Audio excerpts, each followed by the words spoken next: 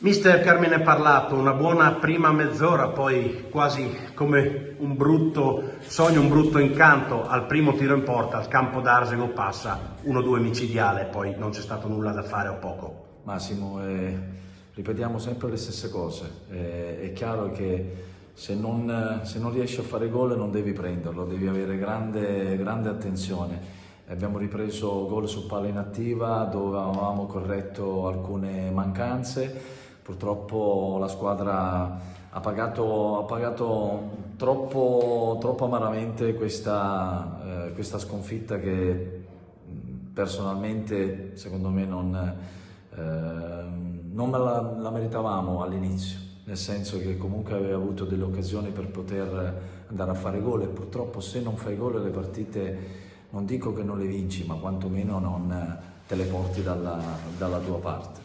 Ho avuto un po' di occasioni nel primo tempo, poi dopo abbiamo avuto questa mancanza su palla inattiva e l'errore più grave secondo me è stato andare a prendere dopo 3 minuti il secondo gol che fai sempre dopo fatica ad andare a recuperare.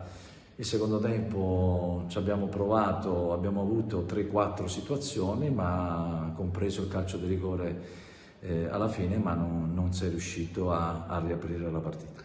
Peccato anche per la superiorità numerica del secondo tempo, ma è chiaro che il campo d'Arsego a quel punto ha badato solo a difendersi e a chiudersi. Sì, assolutamente sì, però è chiaro che tu devi essere un po' più veloce, devi cercare di essere più lucido e di avere quella testa più pulita per poter andare a riaprire la partita. Quindi venire qua a creare 4-5 occasioni da gol, un calcio di rigore e non portare a casa niente sicuramente dispiace. Dell'atteggiamento dei ragazzi sicuramente, a differenza di domenica scorsa, l'hanno avuto in maniera molto positiva. Sicuramente sotto l'aspetto di finalizzazione siamo indietro rispetto a quello che è il mio pensiero.